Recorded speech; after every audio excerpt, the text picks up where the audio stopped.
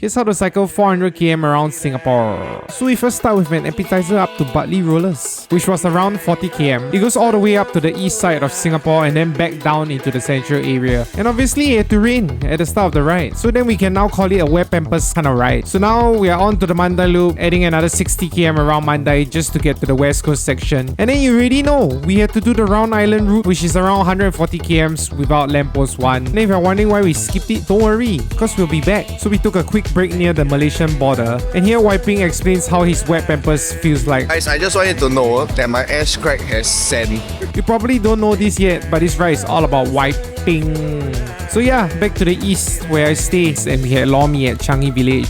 And of course, Wiping has something to say about it. No revitalize, I cannot scam bro.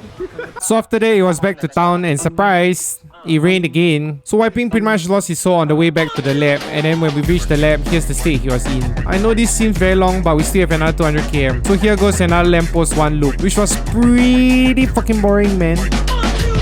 Then the sun came again for fun because it rained right after. And then Wiping just had to go home because he couldn't stand riding with wet pampers anymore.